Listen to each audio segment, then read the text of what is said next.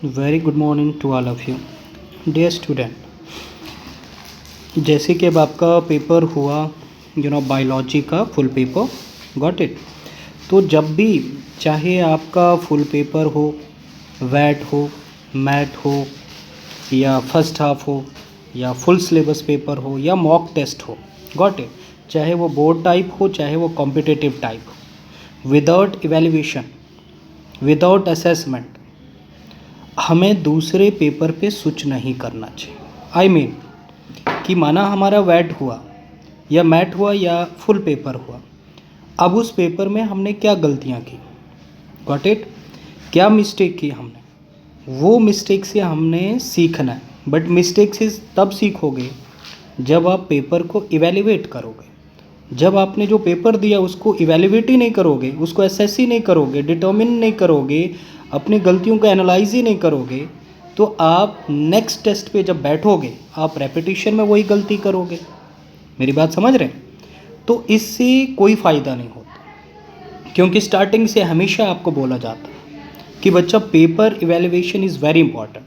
जिसके लिए paper evaluation के लिए हम आपके साथ क्लास में डिस्कशन करते हैं, जब भी, चाहे वो मैट हुआ, वैट हुआ, कॉम्पिटिटिव हुआ, बोर्ड हुआ, जो भी पेपर हुआ, हमेशा पेपर आपसे डिस्कस हुआ बिगनिंग से, समझे। लेकिन अभी आपका फुल पेपर है और ये आपको अगर इसका बट मिस्टेक को आप इग्नोर करोगे तो ये बट इसका ड्रॉबैक आपके मेन एग्ज़ाम में होगा, आपके मार्क्स में होगा, आपका परसेंटेज में होगा, और वही परसेंटेज आपके कैरियर में आपको डिमोटिवेट भी कर सकता है। और अच्छा परसेंटेज होगा तो आपको मोटिवेट करेगा, और वही मोटिवेशन आपका पूरा फ्यूचर को डिसाइड करेगा। बात समझ रहे हैं?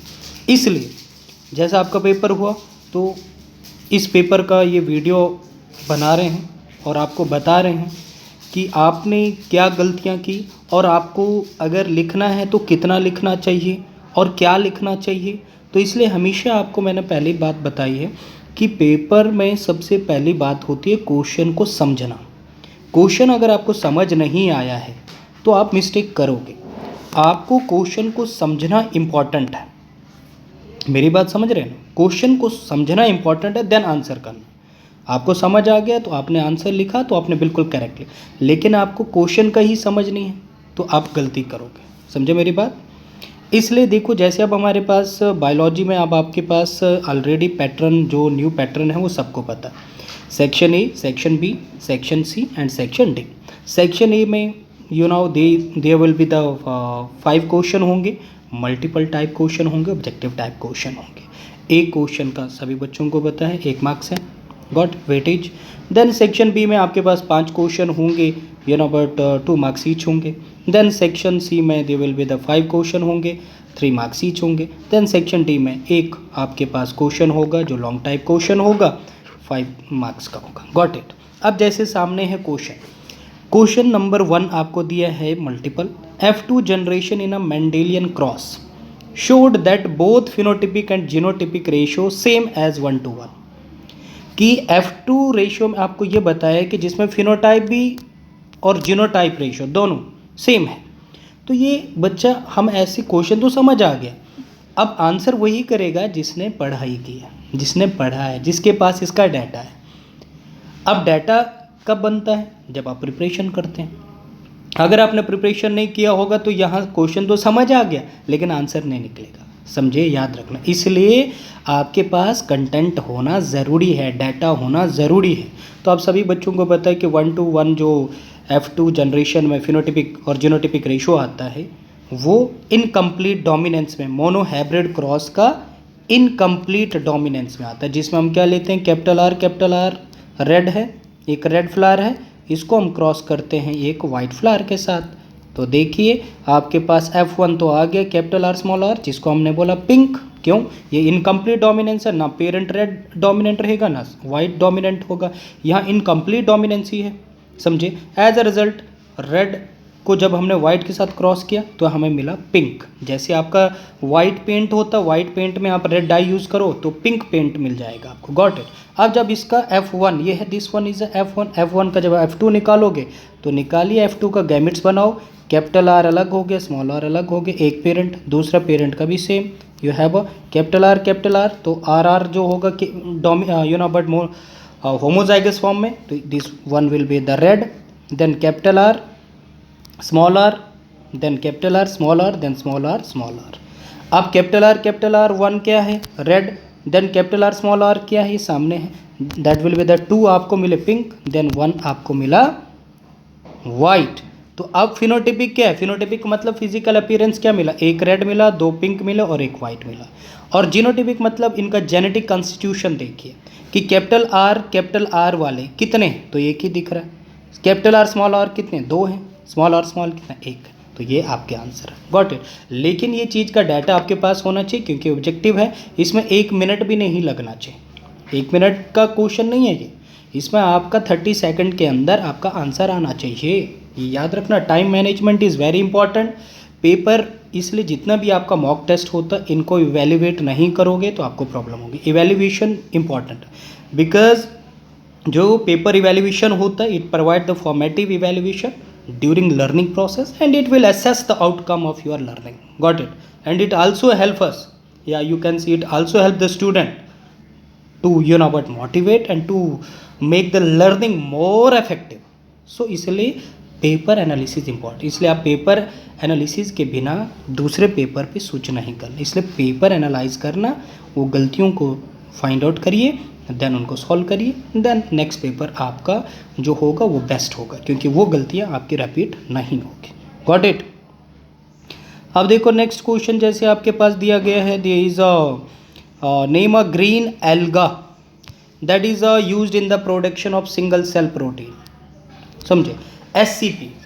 अब सिंगल सेल प्रोटीन जो है इसके लिए मेनली जो हम एल्गा यूज़ करते हैं वो है स्पैरुलिना, दैट इज़ अ स्पैरुलिना यूज़ करते हैं। ये याद रखना है हमेशा कि कौन सा एल्गा मोस्टली हम यूज़ करते हैं इन सिंगल सेल प्रोटीन बनाने के लिए, तो दैट इज़ अ स्पैरुलिना यूज़ करते हैं, इस बात को ध्यान रखना। तो आपने लिखना है दैट इज़ अ स्पैरुलिना, ठीक है बच्चा। तो इसमें स्पेलिंग आपसे पूछा जाए, सॉरी इसमें आपको पता होना चाहिए कि कौन सा एल्गा है, तो दैट इज़ अ स्पैरुलिना, ये याद रखना, ठीक है, this is a spirulina. Then इसके अलावा नेक्स्ट क्वेश्चन है RNA that pick up specific amino acid from cellular for protein synthesis. अब प्रोटीन सिंथेसिस के लिए कौन सा RNA है जो अमीनो एसिड को पिक करता है, अमीनो एसिड को कैरी करता है। तो आप सभी बच्चों को पता है कि हमारे पास 3 टाइप के RNA हैं, rRNA, mRNA, tRNA।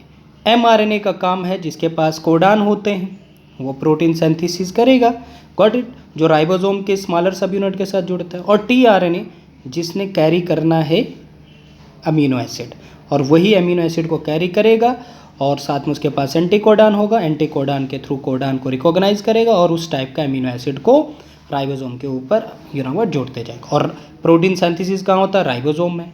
और राइबोसोम के 2 सब यूनिट होते हैं, एक लार्जर और एक स्मॉलर, स्मॉलर के साथ जुड़ता है mRNA, लार्जर के साथ जुड़ता है tRNA।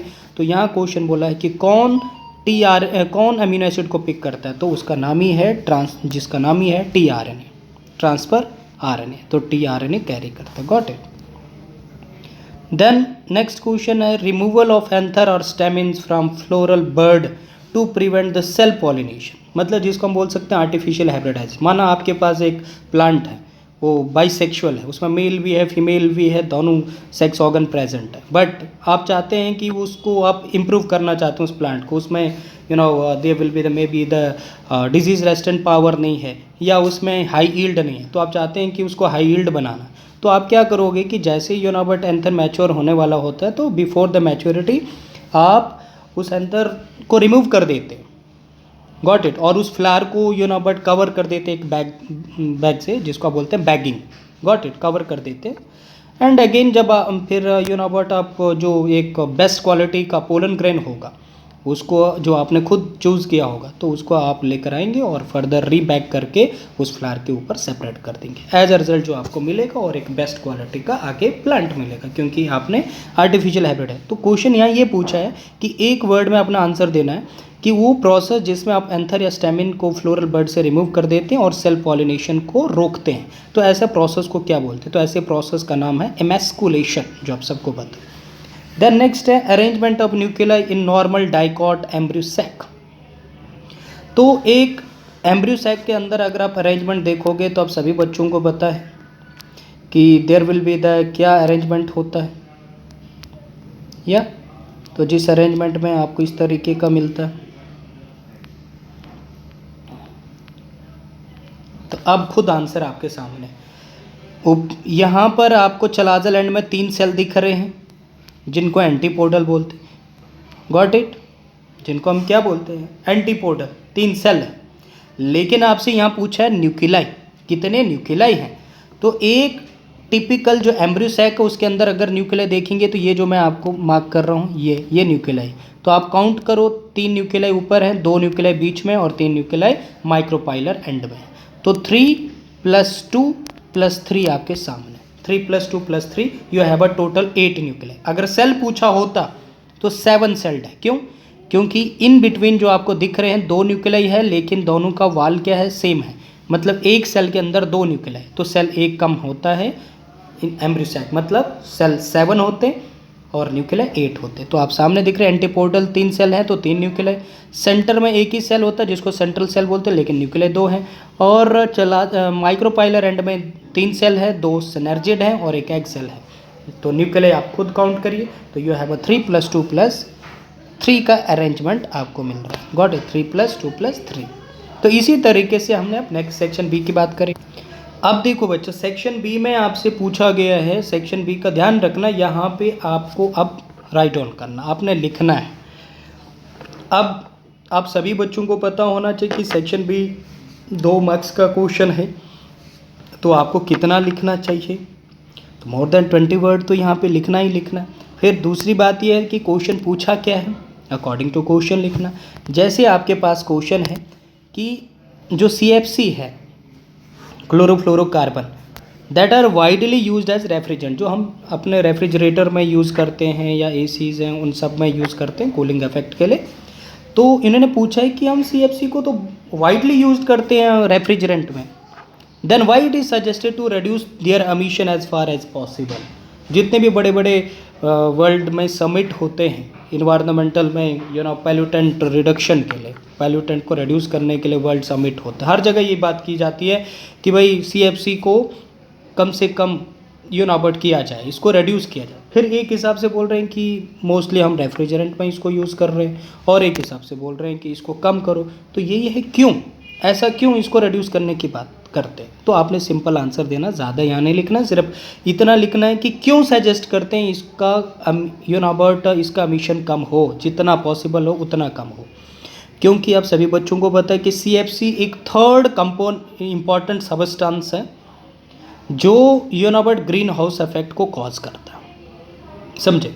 क्योंकि CFC वो कंपाउंड है जिसका नेगेटिव इम्पैक्ट होता है इन्वायरमेंट के ऊपर, मोस्टली हमारे जैसे जो मैंने बताया ग्रीन हाउस इफेक्ट के ऊपर, ओजोन डिप्लीशन के ऊपर। हमारा ईयर को पैल्यूट करने में इसका रोल है, ओजोन को डिप्लीट करने में इसका रोल है, ग्रीन हाउस इफेक्ट में इसका रोल है। तो इसलिए हम कोई भी वर्ल्ड समिट है या कॉन्टिनेंटल समिट है या नेशनल समिट है, स्टेट लेवल समिट है इन्वायरमेंट के प्रोटेक्शन के लिए, तो उसमें हमेशा हम बात करते हैं कि CFC को हम कम से कम बट इसका एमिशन कम से कम हो, समझे? इसलिए तो आपने लिखना है why we suggest to reduce their emission, तो आपने लिखना है बिकॉज क्लोरोफ्लोरोकार्बन जो है that compound causes the negative impact in the environment like the green house effect, ozone depletion, air pollution. क्योंकि इसका जो हमारे स्ट्रेटोस्फेयर में ओजोन है जो एक ब्लैंकेट की तरह UV रेज को रिफ्लेक्ट कर रहा है, ऑन द अर्थ पर रीच होने से प्रिवेंट कर रहा है, ये उसको थिन करने में हेल्प करता है। तो इसलिए अगर जो ओजोन लेयर थिन हो जाएगा तो एज अ रिजल्ट जो हार्मफुल रेज है वो डायरेक्ट ऑन द अर्थ पर रीच करेंगे, और as a result number of harmful disease हो सकता है, जैसे कैंसर जैसा इसलिए इसको कम किया। नेक्स्ट अब आपके सामने है differentiate between an upright and inverted pyramid of biomass with example. तो आपने डिफरेंशिएट करना अपराइट और इन्वर्टेड पिरामिड के दो दो पॉइंट लिखने एंड देन उनका एग्जाम्पल ले। तो बच्चा अब अपराइट और inverted pyramid of biomass with example, तो आपने दो दो पॉइंट लिखने कि जैसे अपराइट पिरामिड जो है that is the base of pyramid या, और इसमें प्रोड्यूसर इन लार्ज नंबर होते हैं अपराइट में, और इन्वर्टेड में वो प्रोड्यूसर जो होते हैं वो फ्यू नंबर में होते हैं या एक डिफरेंस। इसके अलावा जो अपराइट पिरामिड है उसमें नंबर ऑफ कंज्यूमर डिक्रीज होते हैं, है ना, जैसे जैसे अपेक्स की ओर लाइक दैट, ये ऐसे जैसे जैसे अपेक्स की ओर पिरामिड बढ़ता है अपराइट डेवलप होता है, वैसे वैसे जो कंज्यूमर है वो घटते जाते हैं और प्रोड्यूसर सिंपल उल्टा, अपराइट में प्रोड्यूसर मोर और कंज्यूमर कम अपेक्स की ओर, और इन्वर्टेड में उल्टा, इन्वर्टेड में क्या हो गया कि प्रोड्यूसर फ्यू नंबर, उसमें उल्टा ऐसे हो गया कि कंज्यूमर यहाँ हो गया और जो प्रोड्यूसर है वो बिलो आ गया, समझ आए, जिसमें प्रोड्यूसर कम और कंज्यूमर बढ़ेगा। एग्जांपल दोनों में आप जैसे अपराइट पिरामिड की आप एग्जांपल दे सकते हैं पिरामिड ऑफ एनर्जी, और इन्वर्टेड का आप दे सकते हैं दैट इज़ बायोमास इन सी या pyramid of number in forest. जैसे फॉरेस्ट में आप एक पेड़ के एग्जांपल दे सकते हैं, फिर उसी के ऊपर बहुत सारे बर्ड्स होंगे, फिर उसके ऊपर उनके ऊपर मोर टिक्स और माइट्स होंगे, इस प्रकार से। Got it. अब स्टूडेंट हमारे पास नेक्स्ट क्वेश्चन है that is what is biofortification, write its two advantage. तो बायोफोर्टिफिकेशन क्या होता है? बायोफोर्टिफिकेशन एक ऐसा प्रोसेस है जिसमें जेनेटिकली हम क्रॉप्स के अंदर मिनरल कंटेंट को इनरिच करते हैं, फोर्टिफाइड करते हैं। मतलब जैसे बोले ना क्रॉप फोर्टिफाइड किया, क्रॉप फोर्टिफाइड का मतलब है क्रॉप के अंदर मिनरल कंटेंट को हमने इनरिच किया, विटामिन कंटेंट को इनरिच किया, प्रोटीन कंटेंट को इनरिच किया, समझे? तो इसलिए biofortification is a process in which there will be the enrichment of mineral content, vitamin content, protein content in the plants. क्या एडवांटेज है? एडवांटेज ये है कि इससे अबाउट प्लांट के अंदर अबाउट मिनरल इनरिच्ड होगा, गॉट इट, विटामिन इनरिच्ड होगा, जिसके कारण अबाउट माल न्यूट्रिशन है या हिडन हंगर जो है उसको हम ओवरकम कर सकते हैं, क्योंकि वर्ल्ड में मोर देन 4 बिलियन से ज़्यादा लोग हिडन हंगर के शिकार, उसमें से इंडिया भी एक कंट्री, उसमें से आप और हम भी हैं, ये भी मैं आपको बता दूँ। मतलब कि हम भरपेट तो खाना खाते हैं, लेकिन जो हम खाना खा रहे हैं उसमें हम बैलेंस डाइट नहीं ले रहे, या तो बट उसमें कभी हम विटामिन की कमी, आयरन की कमी। तो इसलिए हमारा फूड ऐसा होना चाहिए, मतलब हम जो खाएं उसमें वो फोर्टिफाइड होना चाहिए। फोर्टिफाइड मतलब उसमें मिनरल की कमी ना हो, विटामिन की कमी ना हो, या अदर एलिमेंट की कमी ना हो। तो हमारा फूड ऐसा नहीं सिर्फ पेट भरने के लिए होना चाहिए, फूड ऐसा हो जो फोर्टिफाइड हो, जिसमें मिनरल डेफिशिएंसी ना हो। तो दैट इज़ वो है मेन एडवांटेज ऑफ फोर्टिफिकेशन। हम टोमेटो को फोर्टिफाइड बना रहे हैं, हम स्पाइनच को फोर्टिफाइड बना रहे हैं, कैरेट को फोर्टिफाइड बना रहे हैं, अदर वेजिटेबल्स को फोर्टिफाइड बना रहे हैं हमारे इंडियन एग्रीकल्चर रिसर्च इंस्टीट्यूट जो है, गॉट इट। देन इसी तरीके से नेक्स्ट क्वेश्चन आपसे पूछे कि भाई बायोपेस्टिसाइड क्या है, गिव सम एग्जांपल। तो बायोपेस्टिसाइड एक अल्टरनेटिव है केमिकल पेस्टिसाइड का, क्योंकि केमिकल पेस्टिसाइड से हमारा सॉइल की फर्टिलिटी इन फ्यूचर टॉक्सिक मतलब कम हो रही है, और साथ में हमारा लैंड पैल्यूट हो रहा है, वाटर पैल्यूट हो रहा है, और हमारा जो फूड होता है उसमें केमिकल ज़्यादा होता है, जिसके कारण वो टॉक्सिक हो जाता है। तो इसका अल्टरनेटिव साइंटिस्टों ने बायोपेस्टिसाइड के मतलब हम एक ऐसे लिविंग ऑर्गेनिज्म को यूज़ करेंगे अपने एग्रीकल्चर सिस्टम में, जो पेस्ट को, हार्मफुल जो पेस्ट है हमारे खेतों में उनको किल कर दे, और उस पेस्टिसाइड से हमारे ना तो खेतों में नुकसान हो, ना तो वाटर बॉडी को नुकसान हो, ना तो इन्वायरमेंट को।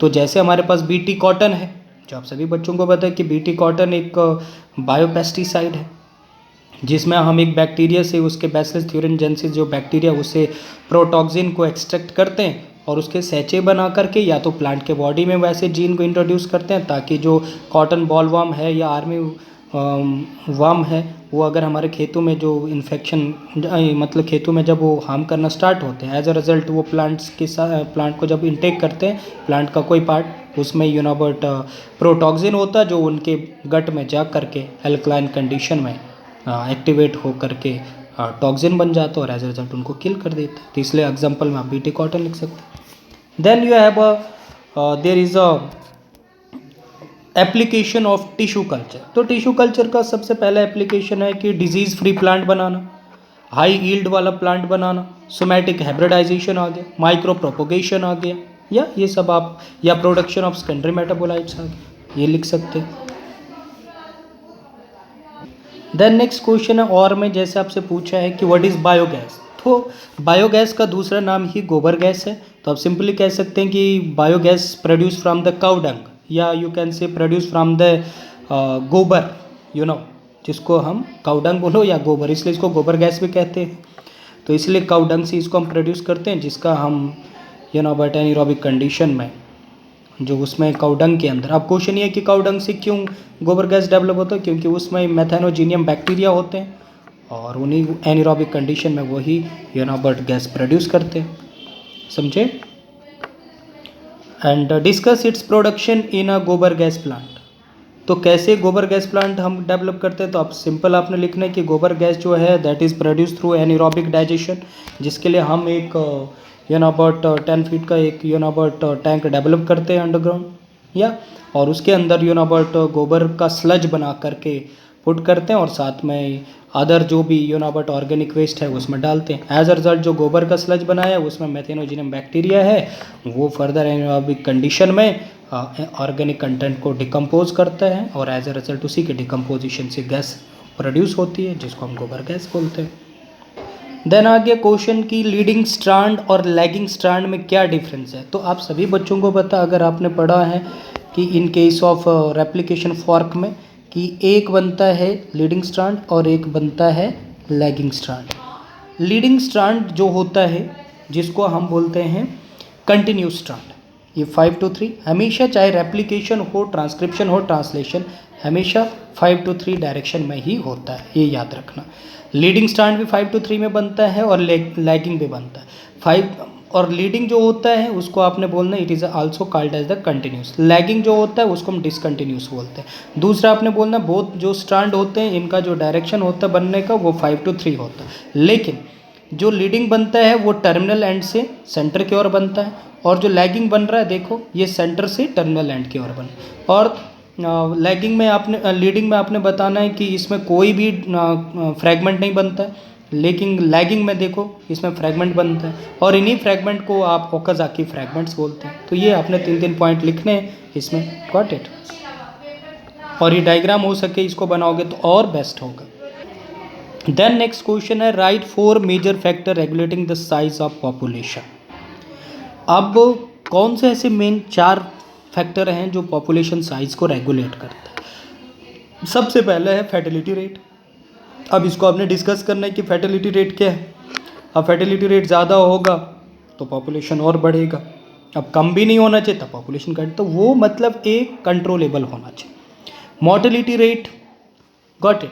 अगर मोर्टेलिटी रेट बट जैसे आज के डेट में अब अच्छा एक मेडिकल सिस्टम है, पहले क्या होता था कि जन्म के समय ही बट जो फीमेल है पार्चुरेशन के टाइम उसका भी डेथ हो जाता था, या जन्म या बट पार्चुरेशन के बाद अनहाइजीनिक कंडीशन या लैक ऑफ मेडिकल सिस्टम तो जो न्यूनेट होता था उसकी डेथ हो जाती, जिसमें MMR maternal mortality rate, infant mortality rate पहले ज़्यादा था लेकिन अब कम है, तो इसके कारण भी एक पॉपुलेशन बढ़ा। तो आपने फैक्टर बताना, तो फैक्टर कौन कौन है, फर्टिलिटी रेट है, मोर्टेलिटी रेट है, या ये सब आपने पर डिस्कस करना। इसके अलावा इमिग्रेशन है, और इमिग्रेशन है कि हमारे कंट्री में बट कितने लोग बाहर से आ रहे हैं या हमारे कंट्री से बाहर कितने जा रहे हैं, जन्म कितने ले रहे हैं और डाई कितने हो रहे हैं, तो ये फैक्टर आपने बट डिस्कस करना है, उसके बारे में थोड़ा लिखो। देन नेक्स्ट है हमारे पास बच्चा that is a decomposition, process of decomposition. तो डिकम्पोजिशन एक मेटाबॉलिक प्रोसेस है जिसमें आपने लिखना है कि taking up the raw material in the form of complex compound processing it and then converting it into the simpler compound. और कौन करता है डिकम्पोजिशन? जिसमें बैक्टीरिया है, फंगाई हैं एंड अदर माइक्रो ऑर्गेनिज्म है जो डिकम्पोजिशन प्रोसेस को इनिशिएट करते हैं, समझ, जो डेड ऑर्गेनिज्म के ऊपर सर्वाइव करते हैं। और इसके कौन कौन से स्टेप होते हैं? डिकम्पोजिशन के स्टेप का नाम लिखना है। पहला स्टेप है बड़े बड़े जो फ्रैगमेंट है उनको छोटे छोटे फ्रैगमेंट में टर्न करना, fragmentation, then leaching, then catabolism, then humification, then mineralization, समझे। देन नेक्स्ट जैसे आपसे पूछा है कि जीएम ऑर्गेनिज्म क्या होते हैं, उनका क्या इंपॉर्टेंस है। जीएम का मतलब ये है एक जेनेटिकल मॉडिफाइड ऑर्गेनिज्म, मतलब हमने ऑर्गेनिज्म का जेनेटिक्स को अल्टर कर दिया, उसका जेनेटिक मतलब हमें चाहिए कि एक हाई यील्ड प्लांट चाहिए या डिजीज रेजिस्टेंट प्लांट चाहिए, तो हमने डिजीज रेजिस्टेंट जीन उस प्लांट के बॉडी या उस एनिमल के बॉडी में इंट्रोड्यूस किए।